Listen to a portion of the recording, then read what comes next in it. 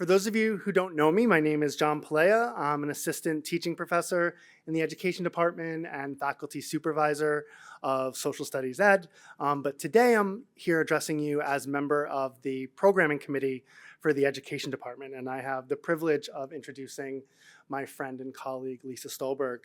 But before I do that, I want to give you some context.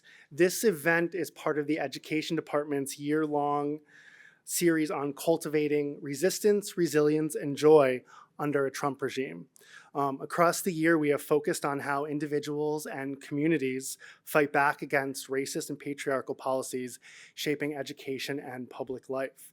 In the fall, we centered the resilience and the resistance of those fighting back against the current administration's attacks on civil liberties and human rights. We highlighted local educators and community leaders who organize and protect those communities. As the days were getting shorter, the weather was getting colder, and the attacks more relentless, joy felt like an unreachable abstraction. But now, as the days are stretching, we're having more light, and we gather here on the heels of this past weekend's No Kings protest, where more than 8 million people gathered across 3,000 demonstrations in all 50 states, likely marking the largest single-day coordinated protest in U.S. history. I say we turn to joy. Not as an escape, but as part of the work. Joy is something we build to protect as we continue to fight anti-democratic and inhumane practices. And this is why we have invited Lisa Stulberg as our signature speaker. Lisa is an associate professor of sociology of education at NYU Steinhardt School of Education. She spent a generation chronicling the intersectional struggles over equal access to education. Her scholarship tracks how students, educators, and communities push back within systems and build resistance, resilience, and joy that sustain change. Her book, Race, Schools, and Hope, forced the field to confront how school choice structures opportunity along racial lines.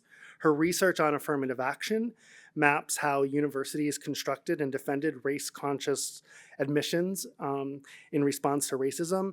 And her book, LGBTQ plus social movements, that I'm currently teaching, it's one of my favorites, traces how LGBTQ plus folks move from assimilationist to liberationist practices through media and grassroots organizing.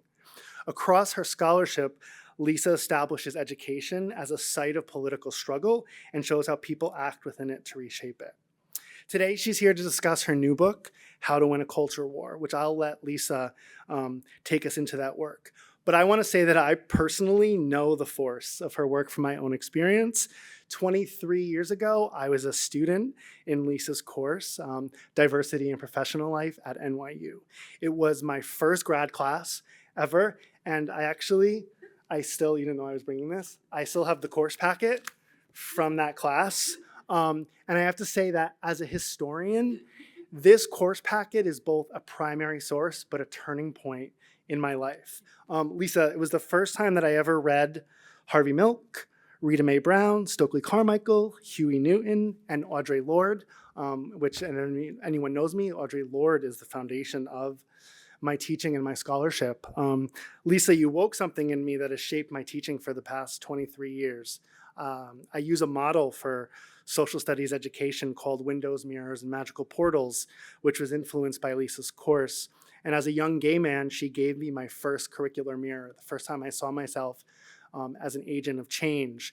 You provided me a window into other social movements whose historical actors face similar but distinct struggles, helping me to craft my intersectional lens. And finally, you opened a magical portal for me to employ both sociological and historical imagination to these struggles.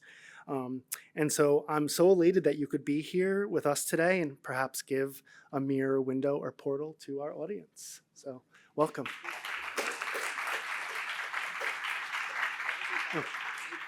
Lisa's going to talk for about 40 minutes, yes, and then we're going to open it to questions. Thank you so much. That was really amazing.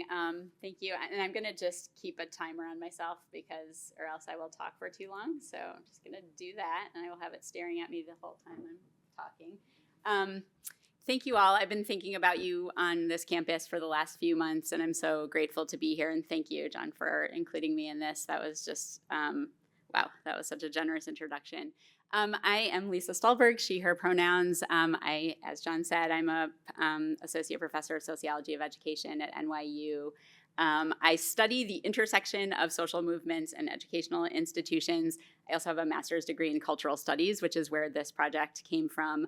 And I am a big believer in and consumer of pop culture as both a site of social struggle and a potential possibility for social change. And so today I'm going to talk with you about a new book that is coming out in the fall called How to Win a Culture War, LGBTQ plus social change through pop culture. I have not given a lot of talks on this project yet, even though I've been working on it for 15 years. And the reason is that as I'll talk about later, I interviewed a lot of people, but I was wanting to use their real names in the project, and I wanted to check quotes with them before the book was published. A lot of the people I talked to were people who had talked to the media a lot and didn't have a lot of trust in the media. And so I, as part of my access and gaining trust with folks, asked them if I could both use their real name and check quotes. So I didn't have a lot to talk about until very recently. So I still get very nervous when I talk about this project, but I'm also super excited to be here talking about it today. I started thinking about this in 2011, a long time ago. It was a time when there had been a lot of high-profile suicides of young people across the country who had been bullied for their perceived sexual orientation. And at that time, Twitter was fairly new, and the celebrity use of Twitter was new as a platform for speaking out. And I became very interested in people like Lady Gaga, who had did a lot of work to build, but was very interested in using the platform of Twitter and immediately had millions and millions of followers. She was somebody who spoke out against anti-LGBTQ bullying. And I started to think at that time about the role of celebrity in things like LGBTQ plus social change. Having absolutely no connection to Hollywood or anything, but just kind of thinking it'd be great if I could talk to some people about this. So in the fall of 2011, I was working with a PhD student at NYU at the time, Brian Rosenberg, who conducted a number of the interviews with me in the early days. And we just sort of thought, what would happen if we just tried to reach out to people and talk with them about how they think about the connection between their artistic work. We hadn't added sports yet, but sports became a part of the project. Their artistic and then athletic work, and their efforts to either contribute directly or indirectly to LGBTQ plus social change. And we started doing interviews that fall in 2011. And we realized that as we were kind of starting to read some of the literature, that most of the work on LGBTQ plus representation and media looked at representation and looked at kind of the products, the media products themselves, and kind of reading those products and contextualizing them in history and in politics, but they weren't really talking to producers of pop culture, and we were really interested in talking to producers. So that was how this project got started. And so broadly, the question I ask in the book, which is coming out this fall, is how do culture workers conceptualize the connection between LGBTQ plus social change and their artistic or athletic work? I'm not going to spend a lot of time on definitions. This is very long, and I know that the print is kind of small. But pop culture I think of as being popular, so being favored by, as this is a cultural theorist, John Story, favored by and liked by many people. Also part of his definition is that pop culture is connected to commercial endeavors. So he says, hopelessly commercial. It's kind of in the realm of capitalist production. And then the other thing about pop culture is that it becomes a site for or a means to struggle, either cultural struggle, political struggle, et cetera. So I'm working from that definition, kind of complicated definition of pop culture. And then what do I mean by social change? So social change, there are a lot of definitions we could use, but I love this book. If anybody's interested in this topic, this book, A Comedian and an Activist Walk into a Bar by Chitu and Feldman. They have this definition of social change that kind of thinks broadly about what social change is and what it can be. So these are some of the definitions that I'm using in the project. And then I won't talk too much. I could talk forever about the methodology of this project. As I said, I had absolutely no connection to anybody that I interviewed at first.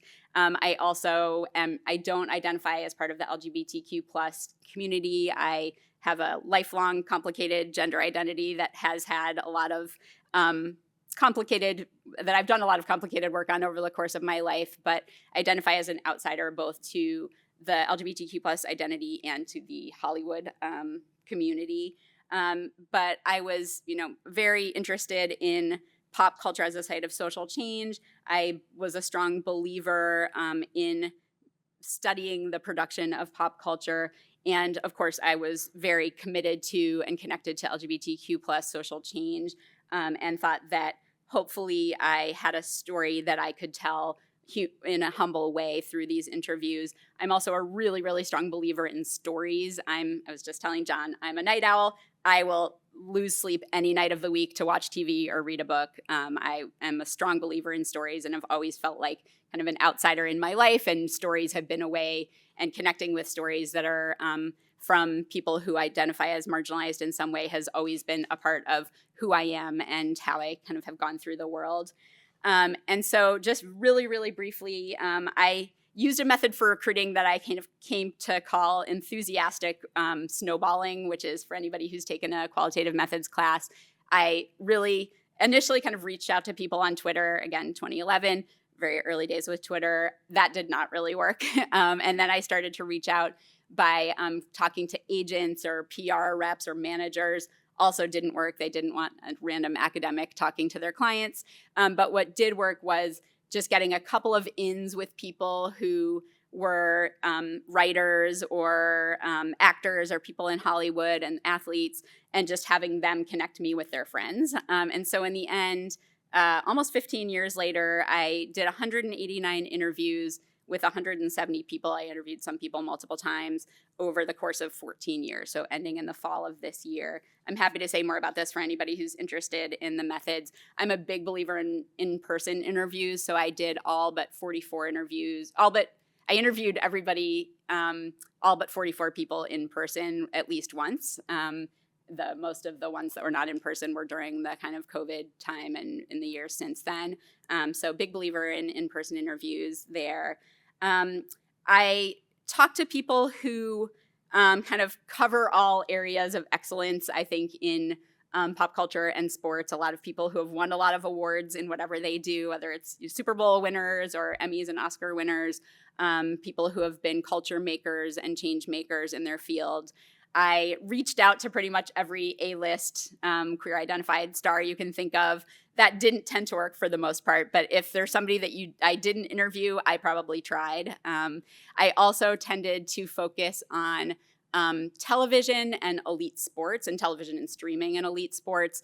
I think that there's a reason for that, in that those are areas that have changed a lot and have become, as we know now, sports is a big area of politics, a big target of the right in terms of anti-trans targeting and sports. But I think that these two areas, television, streaming, and sports, have really changed a lot over the period of my time, and also been main focuses of change. And there's been a lot of progress in these areas too when it comes to LGBTQ plus storytelling and inclusion. There's some movies and music in the book as well. I would love for somebody to do a project where they do some of their things like gaming, or I think there would be a lot on like fan fiction or animation. There's a lot that we could say about animation. So this book is limited, but hopefully with 14 years worth of work, you can see that I covered a lot of ground too. So if anybody's interested in methodology, I'm happy to talk more about that. The culture wars frame. So this title, How to Win a Culture War, was suggested to me by somebody that I interviewed. I kind of hated it at first. He was somebody who was an academic and also filmmaker. And he said, in a moment that was a bit more a period of progress when it comes to LGBTQ plus social change, he said, your book should be called How to Win a Culture War. I didn't like it at first because it felt like it was too celebratory, as if we've already won something when we know that's not true. And also, I think the culture part of it, the term culture war often gets framed as only being about culture, and as if that's something small, but it felt like it was maybe minimizing what I was hoping to do with the book. But then I started to think that looking back to history, there's actually a strong there's been a history of LGBTQ plus politics connecting with this concept of culture war, and this being kind of a strong frame for understanding larger things like belonging in American institutions. So for the historians in the room, this was a big, Pat Buchanan was a right-wing presidential hopeful in the 90s and also just kind of a conservative activist. He had this very famous speech in 1992 at the Republican National Convention where he invoked this culture war framing. He said there's a religious war going on in this country for the soul of America. It's a culture war is critical to the kind of nation we shall be as the Cold War itself.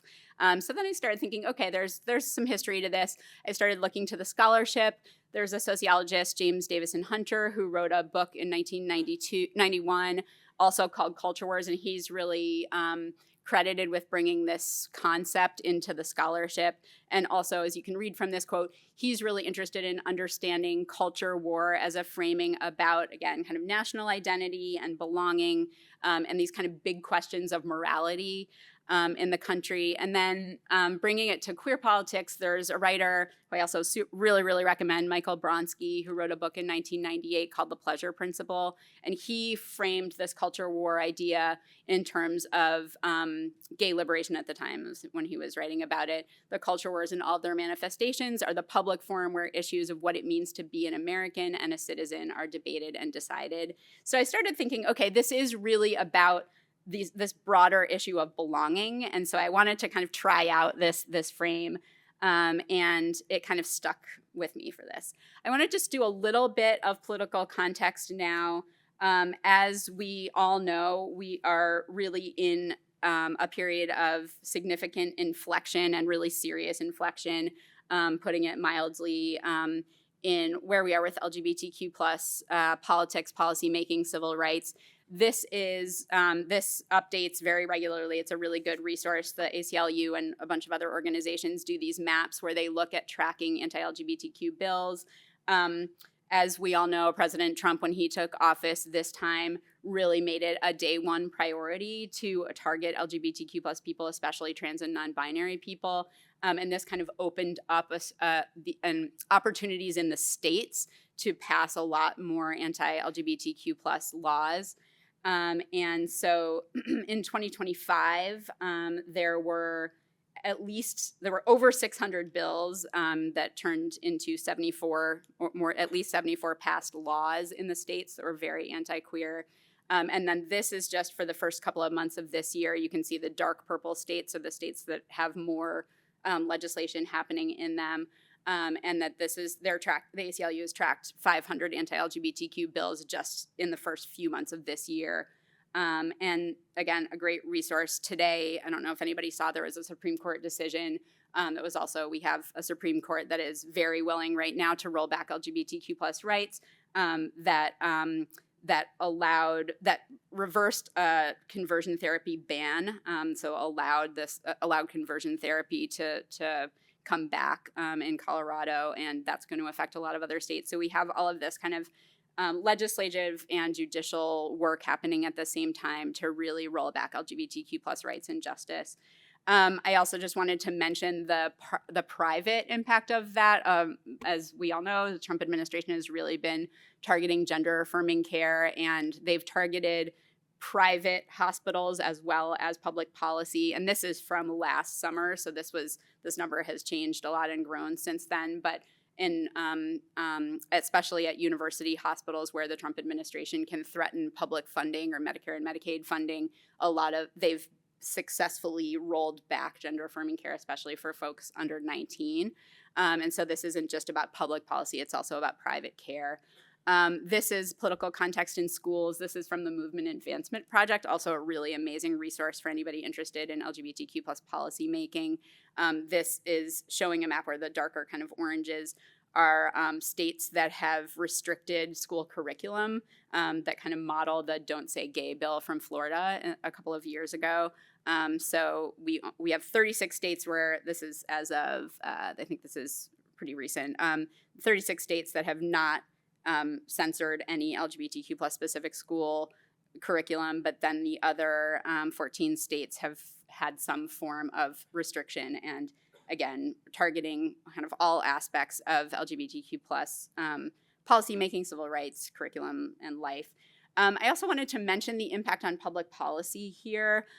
This was from a Gallup poll that was done. Let's see if I have the.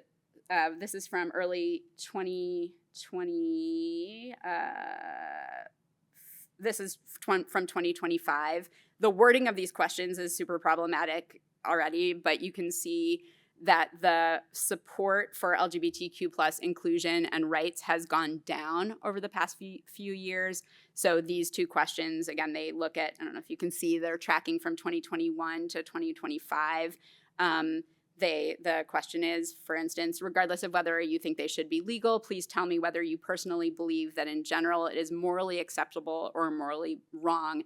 And again, this changing one's gender language is problematic in and of itself, but you can see that the number of people who report that that they have a moral problem has grown. Same with trans athlete inclusion. The number of respondents who are accepting of trans athlete inclusion has gone down over the past few years.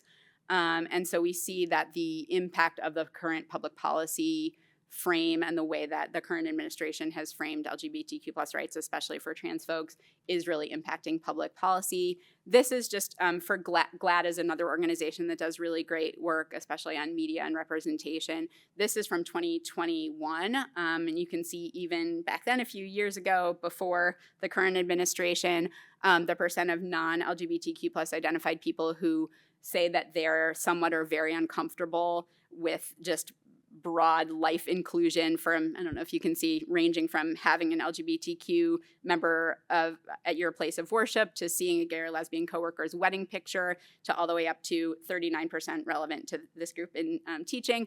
Learning your child has a lesson on LGBTQ history in schools. The number that reports that they're somewhat or very uncomfortable was 39% in 2021.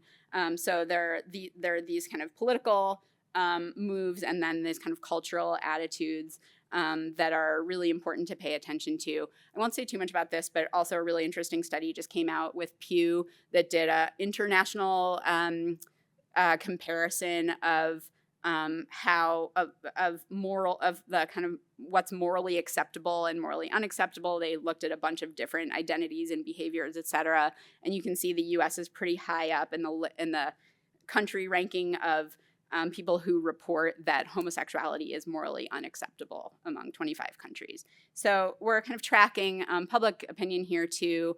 And then lastly, I just wanted to mention anti-LGBTQ plus violence, that GLAAD and a number of organizations also track incidents of violence. Those incidents have been going up over the past few years. And so we're really at a time where both the politics and the kind of cultural space for LGBTQ plus people has really taken a turn to the right. And so that's the frame that I'm kind of coming into this project with, is this political moment right now. In the book, I go through, I frame it around 6 ways that we can think about winning a culture war. And so these are the chapters in the book: be visible, use your platform, change your workplace, overachieve, become normal, and stay queer. These are not directives by any means. It's just, I think they're kind of interesting themes through which to think about the complexity of the role of pop culture in LGBTQ plus social change. I was really interested in learning from cultural producers, people who make popular culture or create or participate in popular culture, and how they think about their role. And some people I talked to, of the 170, were very interested in explicitly being change agents and thinking about their work in very explicitly political ways. And a lot of people really were not. They were interested in doing their art, making their, telling their stories, doing their sport. And if it happened to contribute to LGBTQ plus social change in a positive way, that was a good kind of secondary benefit, but it wasn't really their primary aim. And so I'm talking with people about how they see this connection. But for them, it wasn't that everybody who said yes to an interview with me, even though they knew I was talking about this topic, it wasn't that they thought about themselves as activists for the most part. They are, however, culture workers who are putting a lot of their labor into what they do. And so I think about them as really playing a role in LGBTQ plus social change at this particular moment, whether that's their primary goal or not. So now I'm going to turn to one aspect of the work. See how I'm doing on time? Okay, pretty good. So one aspect of the work is talking about visibility. First, I'm going to ask a question. What is happening in these pictures? Can people see them? Okay, what's happening? Okay, I love this.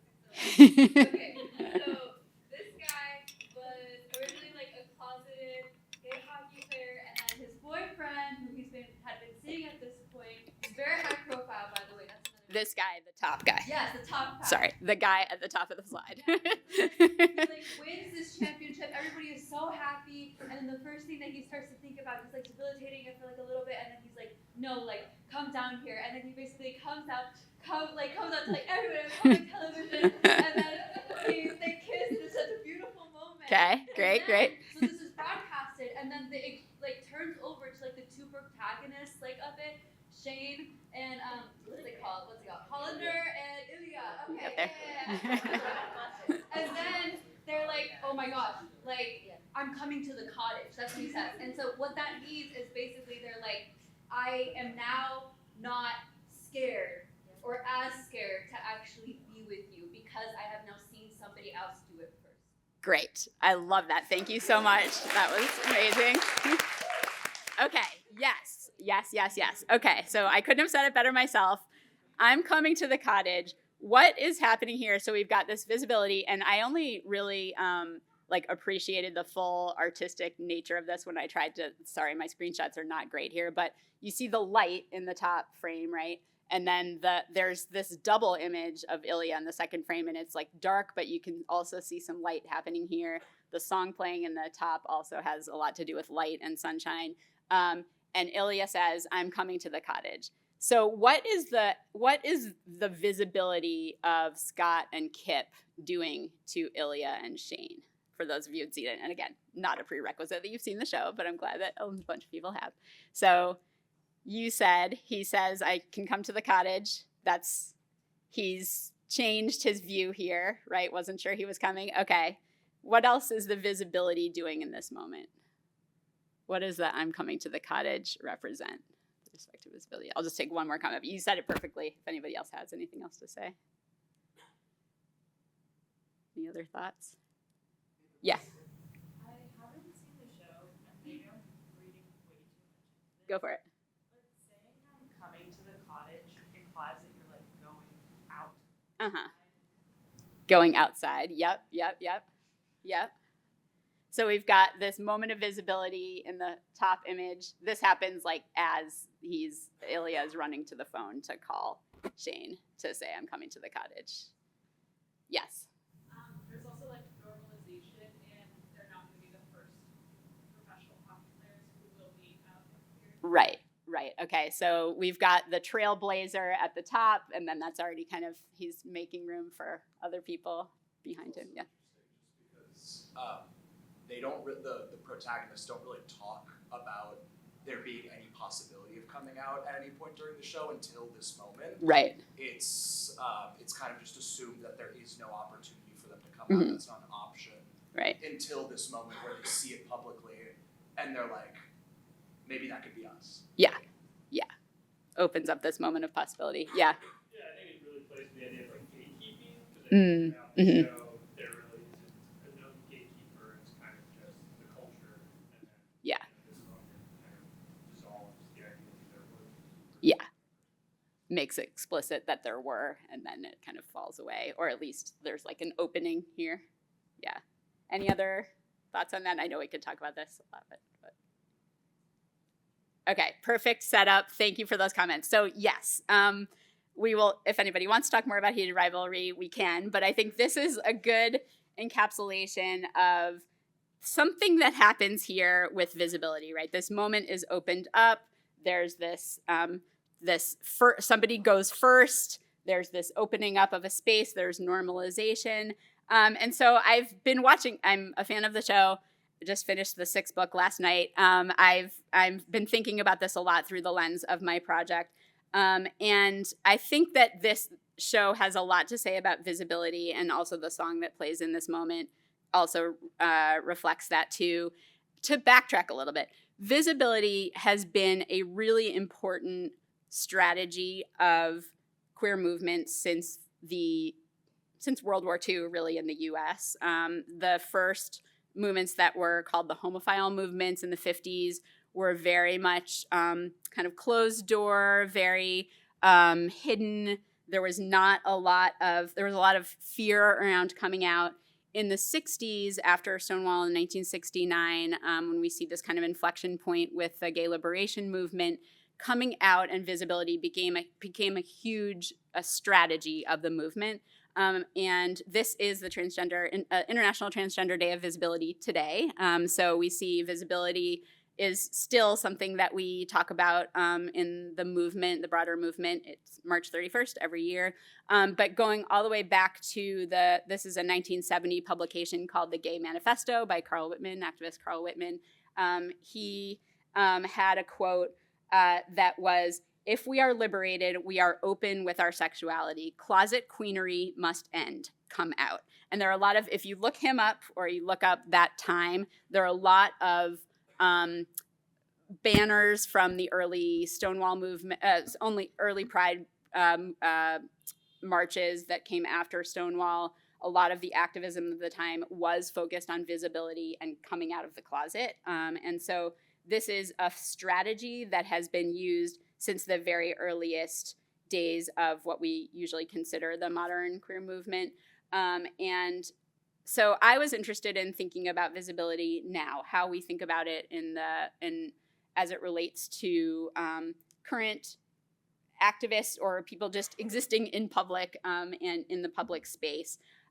So the first thing that so the question is, what can visibility do for LGBTQ plus social justice and social change? And the first thing that I learned from my participants is that a lot of people who were struggling with coming out, like Scott in Heated Rivalry, ended up being very surprised by the reaction they got. It was much more positive, much more open. In fact, a lot of, especially athletes, talked with me about the fact that the thing that was upsetting to their communities were that they felt like their friends and family members were upset that they didn't trust them to come out earlier. They didn't trust them to have a positive and supportive reaction. And so the first thing that I think is a theme for what visibility can do, especially on coming out, is that it can bring this kind of personal triumph and a kind of pride in achieving this vulnerable, difficult thing. And this is just one really small example, but this organization called Outsports, which started as is a media space and also has a little footnote in the Heated Rivalry drama, which we can talk about later if anybody's interested. But they did this study a few years ago with out athletes, and it was mostly not trans and non-binary athletes. Most of the people in their study were LGB identified.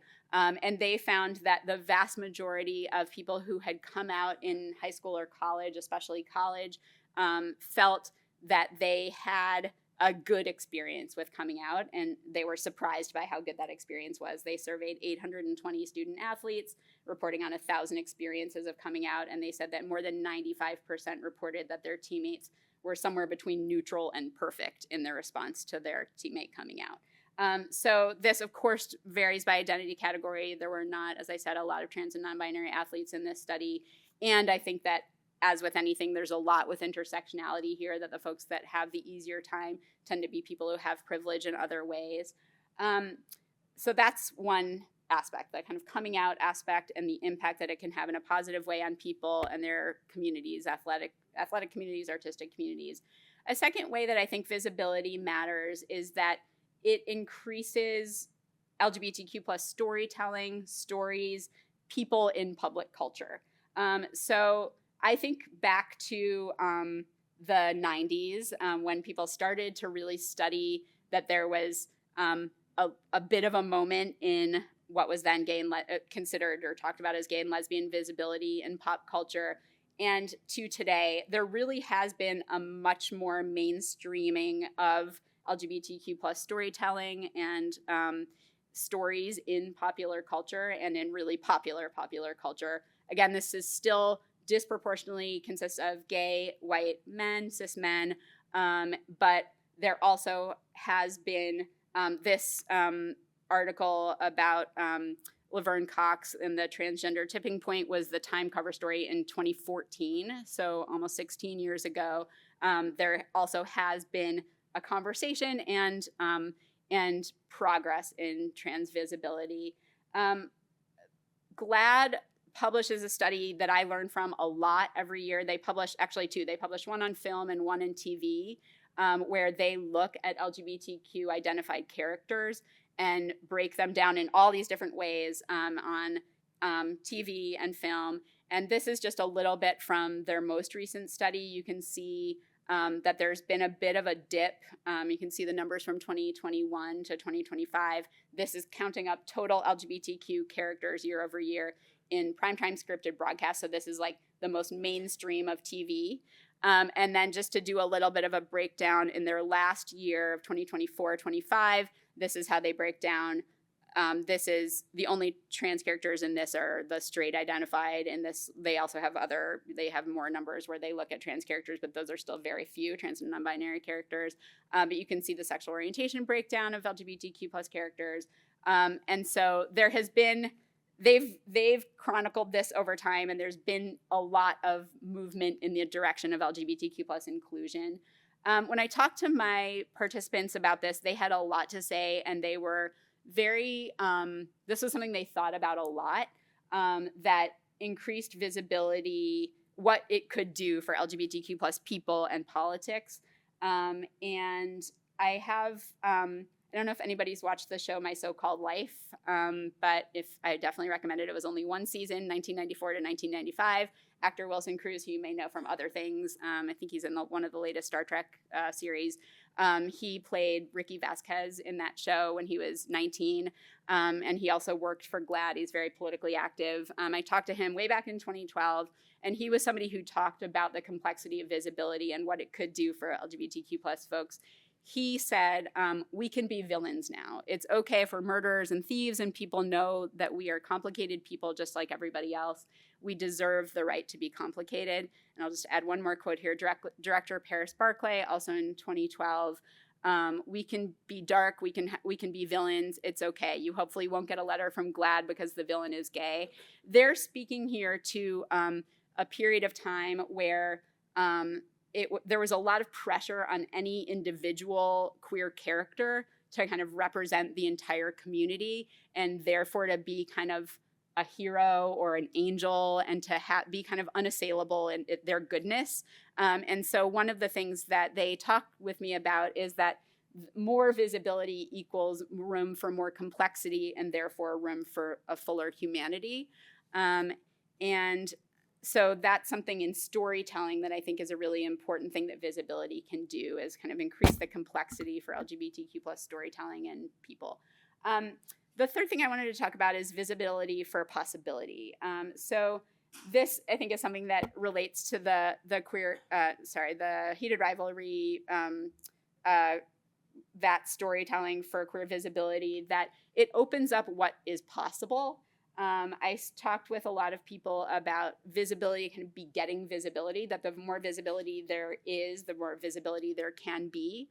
Nevin Capel was a former college basketball player who became an inclusion consultant, especially for sports, who identifies as a lesbian. And she talked with me about what this meant for her. This is a long quote, but basically the quote is about how she didn't really even see coaching as being a possibility for her because there were no other out lesbian coaches when she was a player. And so having out lesbian coaches allowed her, over time, there was actually only one lesbian coach out in D1 sports, in college sports at the time. But she talked about the fact that this might have changed her career path and made it more possible for her to see a career as a coach if she had seen role models in this way. And then finally, I talk in the book about what visibility can do for changing hearts and minds. And this is a big theme. This is something that I think is kind of intuitive, but I want to just put a little bit of data behind it too. So I talked to this gay sports writer from Boston, Steve Buckley, in 2013, and he was kind of explaining what he thought to be this kind of rapid social change on gay and lesbian social acceptance. And his line, which just like hit me as like perfect immediately, was everyone's got a lesbian sister. That was his shorthand for, yeah, everybody kind of loves somebody who's queer, and therefore that impacts queer visibility, queer acceptance, etc. Again, this is just one person, but if we look at the data for this, social science does tell us that we've seen the kind of tougher side of this, I think, with some of the fan work around like Heated Rivalry and other really big shows like it, but having these parasocial relationships with characters, fictional characters, actually has been shown to increase acceptance of LGBTQ plus people. And then in real life, this is a study that the LA Times published in 2024 of a broad sample, national sample of people, that you can see that people who report knowing somebody who's LGBTQ plus, they have a more positive positive view of the impact of queer people on society. So we see that this familiarity does change hearts and minds. And just another kind of wrap-up quote on that, actor Rory O'Malley said to me, gay actor in 2013, he was in the original cast of Book of Mormon, we are in everyone's family, and that's what has accelerated everything. So just in the last couple minutes lastly on this, I spoke with a trans artist and filmmaker, Zachary Drucker, this summer, and she said she's white, she's in her 40s, she has admitted to, said that this comes from a place of a lot of privilege for her too, and her quote was, "To each to their own, but for those of us who have the freedom to be visible without tremendous risk and consequence, it's even more important than ever." Before I leave on like the full joy of this, I should also say, and this is where the complexity comes in, there's a lot of danger associated with being visible now. And as we've seen with all of this kind of increased representation and visibility in the public, there's also, this has not solved homophobia, it has not solved transphobia, it has not solved the fact that we have this turn to the right in terms of lawmaking and kind of cultural, even broad cultural acceptance.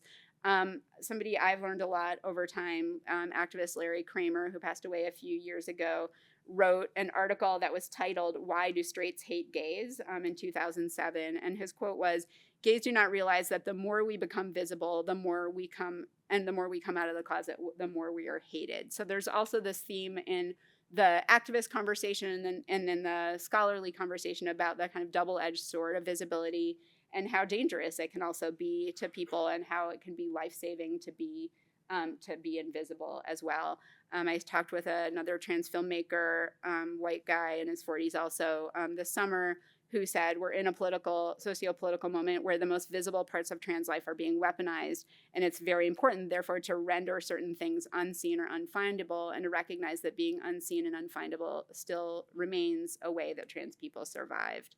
And also, just to quote another artist and author, this is from a written work in 2022, Eric Zhang said in 2022, "As a trans femme person of color, I know all too well the simultaneous importance of visibility and the imminent danger of it."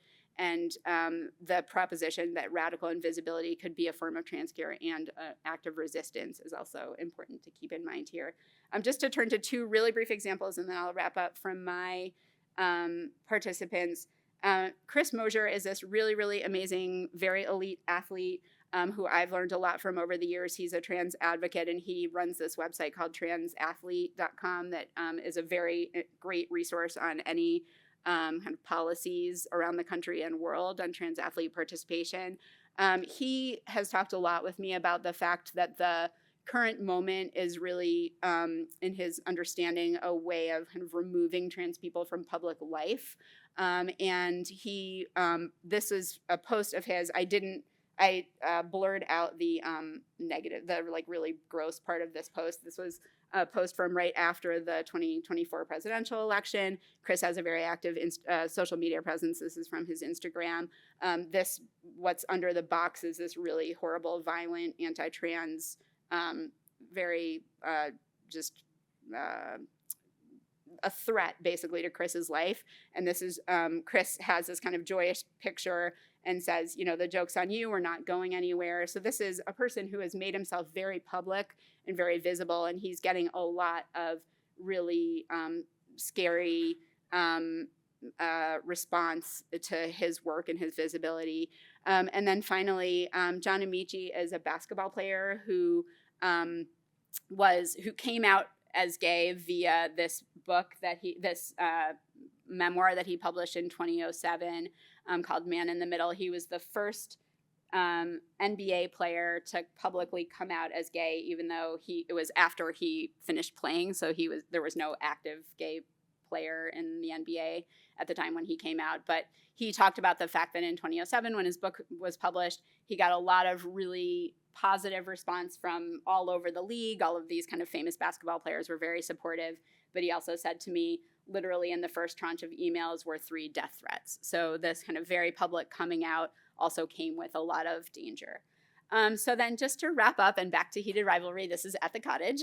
So this is, what I want to leave you with is there are so many culture workers who I think make the political and personal choice to contribute to visibility. They choose to come out, they choose to disclose, they choose to be very out in public and visible in their work. And that this can bring a lot of joy, a lot of personal recognition and pride, a lot of new community building, a lot of new public gain. But it also is labor that they are doing as pop culture workers to put themselves into the world in this way. And it also comes with a lot of danger, and it can just be quite treacherous for them being out in public, especially at this time. And this is especially true, as I already said, for people who hold multiple marginalized identities, for whom invisibility is a lot harder and may be much more of an important tool of survival. So I think that visibility can both speak back to power that wants people to disappear and also puts people in harm's way.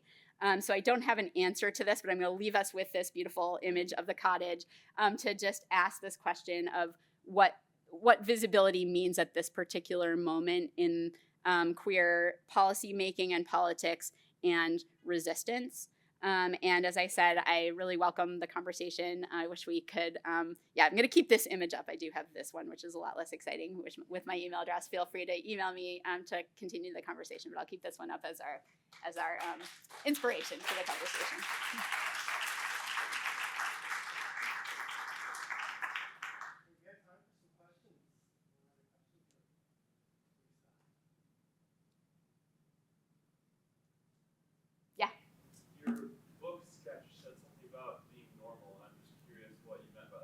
Yes. So it's implied that it's in quotes, and I talk a lot more about that in the book. A lot of people talk to me about, use the word normal or normalization in talking with me about what they felt like their work was doing, like making queer people normal.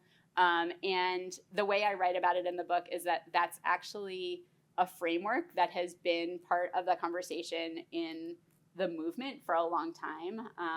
The kind of normal versus queer dichotomy, or assimilationist versus liberationist dichotomy. And so I problematize it in the book a lot, but it's a word that actually a lot of people used to kind of in a celebratory way, but often with quotes around it too when they used it, but to sort of say this is making LGBTQ plus people more familiar, more everyday, more kind of integrated into communities. They talked a lot about TV shows where there were queer people or couples or parents, that were kind of part of the community, and then what that did for like the folks in the show, but then also the conversation. Like if you take a show like Modern Family that had, kind of broad, a broad fandom across the political spectrum. I talked to the actor who played Cam on that show, and he is a straight guy who played a gay guy on the show, and he talked a lot about being in spaces where he could kind of talk with people at like NASCAR events or football, and who really identified with the character of Cam. I don't know if people have seen the show, but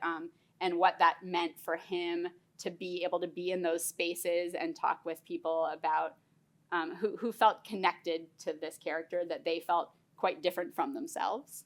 I don't know if that helps, but there are implied quotation marks around it that I talk about in the book, but it's a word that came up a lot, actually.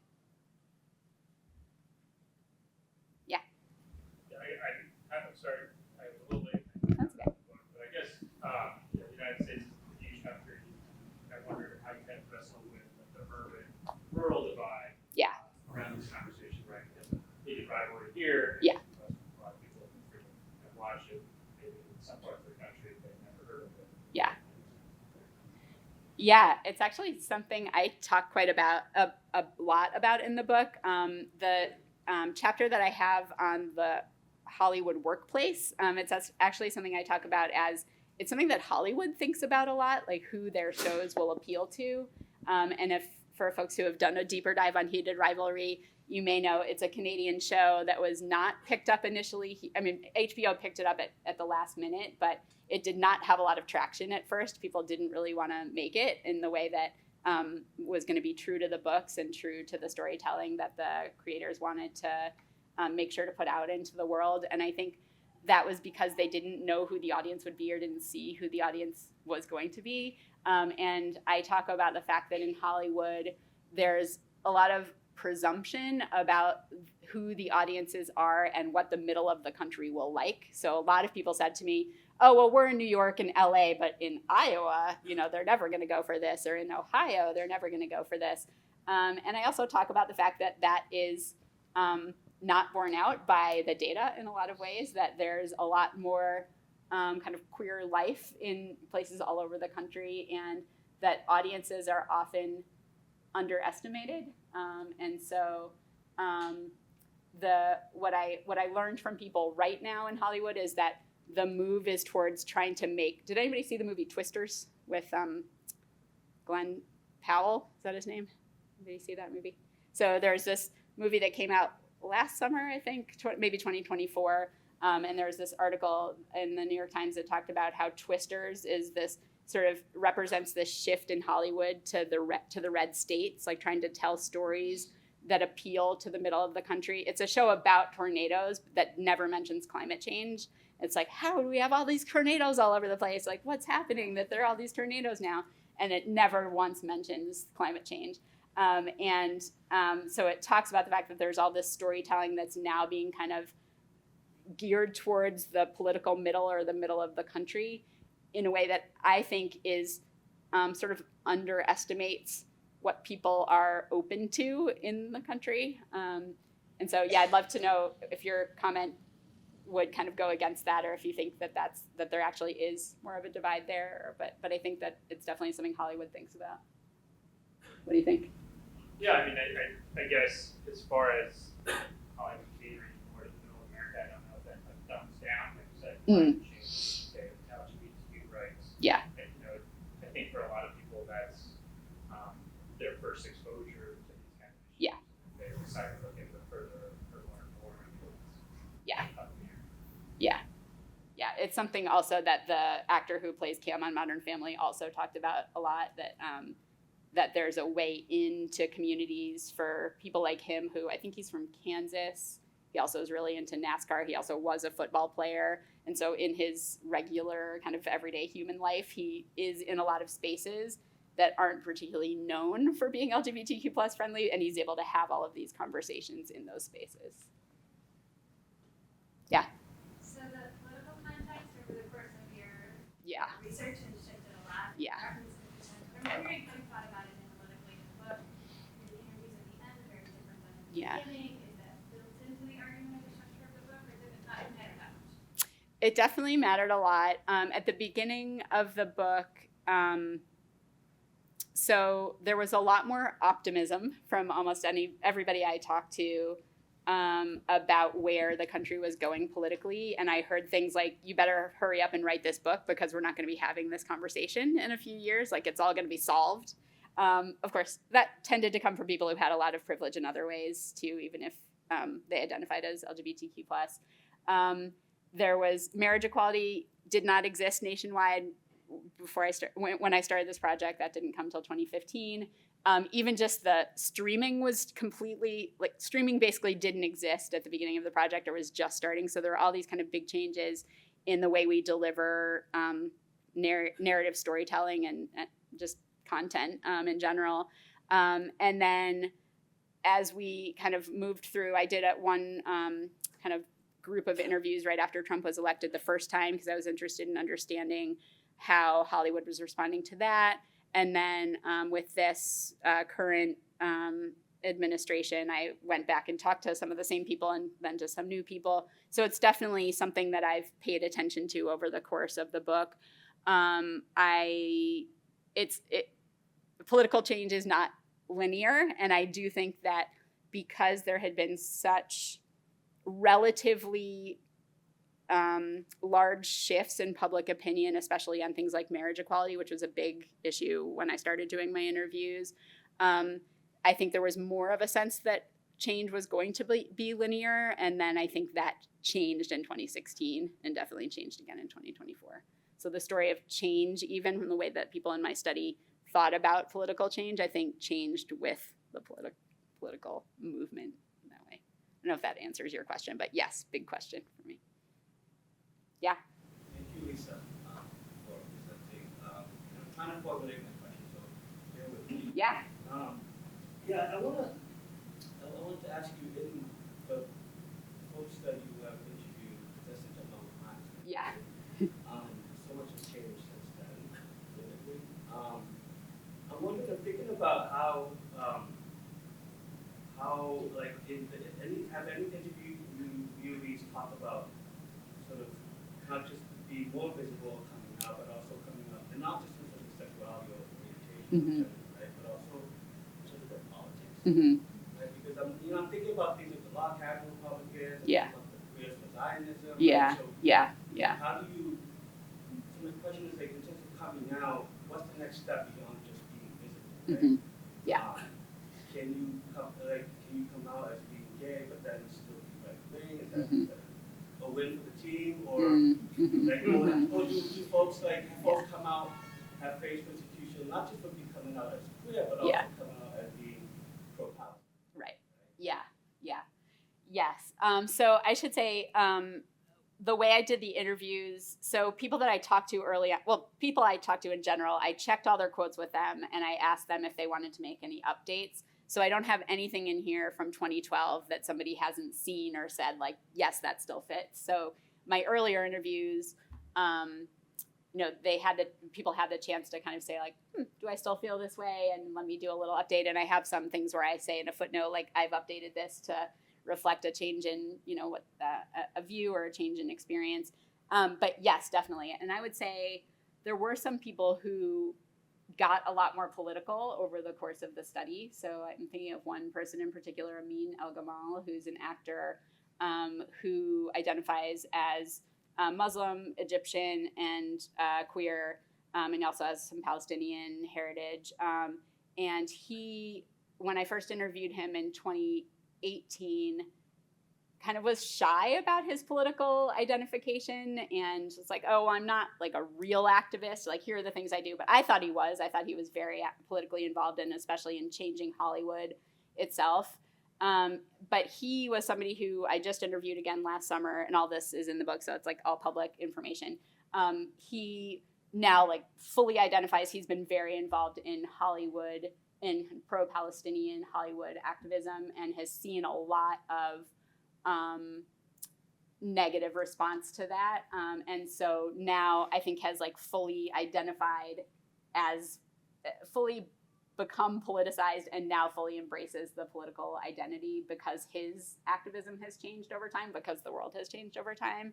So that's just one example of somebody who I think part of the gift of having this long period of time when I was talking with people is I could see people change over time as the country and world changed.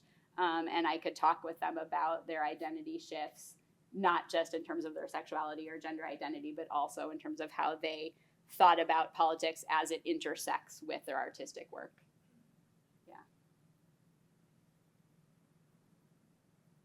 Yeah. Thank you for the talk. Since so many of us are pre-service teachers getting ready to work with young people full time, I wondered if you, in the course of your scholarship, had some ideas or insights for how we can frame these issues and celebrate and broach in these topics with our students. Yeah. I am not qualified, especially in the state. I don't know anything about Rhode Island in terms of what's possible here. But I think that one thing I will say for myself as a person and as somebody who was a young person is storytelling is such a powerful way to connect, I think. And you see with like heated rivalry, that's something that a lot of us are like, yes, I have something to say about this. So I think if there is a way through storytelling, and John, you can say whether that's possible in any way. Yeah. I think that to me is, I think, one of the things that storytelling does is it creates empathy, it creates connection, it creates community, it creates, the ability to identify with people who don't have your experience, who don't share your experience. And it just makes people feel things. And so it's not a very specific answer, but it's the one that comes to me with this. And I would love to talk more about that and what is possible here in your state. Yeah, there was another question right behind you. Sorry. Sorry. There was somebody right here too. Yeah. No. Right. Your quote about the possibility of an LGBTQ plus villain really made me think about like an ongoing debate that I see largely in like film spaces about, can a black character exist that is unaffected by race? It's just a character who happens to be black. And some people would argue that you can't tell a story about a black person that isn't affected by race because that's not realistic. Others would argue, can't we tell stories that have nothing to do with race, so on and so forth. I'm curious your take and the people you've interviewed's take on, I guess, representation without activism. Is that hollow? Does that have its own place? Yeah. Representation without activism. Do you see those things as interlinked? I guess it depends on what activism is. I think storytelling, the quotes about being a villain, I don't think about that as being kind of identity neutral in the way that you're talking about. It's not that you have a queer character where queerness isn't part of like their story or their experience or who they are, or where they're just existing in some kind of neutral space. Same with race. But I think of it as being about opening up a room for complexity. And I think for a lot of the people I interviewed, they shied away from calling themselves political, not just in the way I mentioned with this one actor, but also it just wasn't what they were interested in. And they also thought that often the stories that kind of were very didactic and like hammering home a message were often not good stories. Like if you have what we used to call in Gen X generation, after school special stories, like where you have a story that's like, say no to drugs, or, like the message is like just right out there. It's not, a lot of people I talked to felt like if you have a really strong message where it's like you're trying to teach somebody something, it's not going to be good storytelling because it's not going to be complicated enough. And so they were interested in telling complicated stories with people that their audiences could connect with, and they saw that as often what their contribution to the world was. It wasn't that they were kind of trying to smuggle in a political agenda through the storytelling, but they felt like the storytelling itself was often enough. I don't know, that was kind of a convoluted answer, but hopefully that made sense. Yeah, I think that I definitely want to stress that there were for sure people in my study who felt very committed to their politics and putting their politics into their work. And then there were a lot of people who just wanted to do their work and were very happy for that to have a political impact, but it was not what they were primarily showing up to do every day in their jobs.